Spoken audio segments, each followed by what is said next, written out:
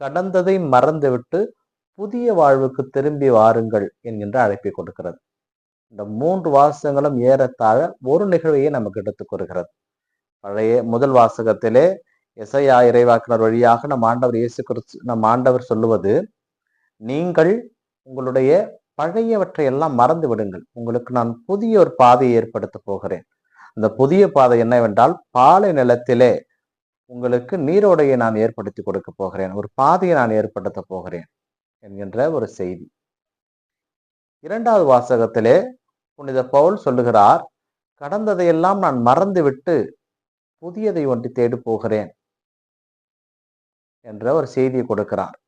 நற்செய்தி வாசகத்திலே ஒரு பெண் பிடிபட்டு விட்டாள் விபச்சாரத்திலே. ஆனால் நம் ஆண்டவர் இயேசு கிறிஸ்து அவளை மன்னித்து புது வாழ்விற்கு அவரை உந்துகிறார். இனி பாவம் செய்யாதே போ என்கின்ற நிகழ்வு. இந்த 3ஐ பற்றி தான் நாம் சிந்திக்க இருக்கிறோம்.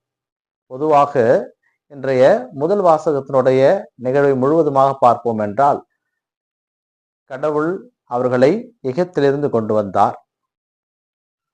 அவர்களை பழையதை மறந்து விடுங்கள் என்று சொல்வது, எகிப்திலிருந்து கொண்டு வரும்போது அவர்கள் செய்த செயல்பாடுகளை அவர் நினைத்து பார்க்க வேண்டாம் என்று சொல்லுகிறார். என்ன செயல்பாடுகள் செய்தார்?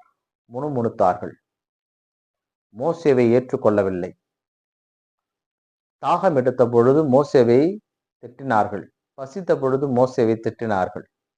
இவர்கள் மீது கோபம் கொண்டு கடவுளே கொள்ளிவாய் பாம்புகளை அவர்கள் விடுகிறார். பிறகு மீண்டுமாக வெண்கல பாம்பை வைத்து யாரெல்லாம் அதை பார்க்கிறார்களோ உயிர் பெற்று எழுந்தார்கள். இந்த நிகழ்வுகள் எல்லாம் இருக்கிறது. ஏனென்றால் இவர்களுக்கு ஒரு தாயை போல கரிசனையோடு கடவுள் அவர்களை எகிப்திலிருந்து கூட்டி வந்தார். எந்த அளவிற்கு என்றால், இன்றைய முதல் வாசகத்தில் நாம் பார்க்கின்ற பொழுது அவர்களை கடலிலே அமிழ்த்தினார். அவருடைய குதிரைகள் எல்லாம் கடலுக்குள் போனது. அந்த எகிப்தில் இருந்து அவர்கள் தப்பித்து வருகின்ற பொழுது செங்கடல் இருக்கிறது. திரும்பி பார்த்தால் எகிப்தியர் படை வந்து கொண்டிருக்கிறது. இந்திய பக்கம் பார்த்தால் செங்கடல் இருக்கிறது. இந்த பக்கம் தொடர்ந்து அவர்கள் தண்ணிக்குள் செல்ல முடியாது. பின்னே எகிப்தியர்கள் வந்து கொண்டிருக்கிறார்கள். அவர்களுக்கு அதுதான் முடிவு, அதற்கு மேல் ஒன்றும் கிடையாது. அந்த இடத்திலேதான் கடவுள் அவர்களுக்கு புதிய வாழ்வை கொடுக்கிறார். தண்ணீர் வழி கொடுத்தது.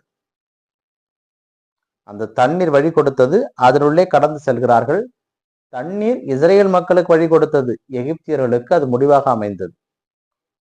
அங்கே எகிப்தியர்களுக்கு முடிவாக அமைந்தது, இஸ்ரேலர்களுக்கு வாழ்வாக அமைந்தது. அதான் யோவான் நற்செய்தியாளர் சொல்வது போல, இயேசு கிறிஸ்துவே அந்த உயிருள்ள தண்ணீர். பிரியமானவர்களே, இன்றைய 2ஆம் வாசகத்திலே புனித பவுல் அழகாக சொல்லுவார், என்னை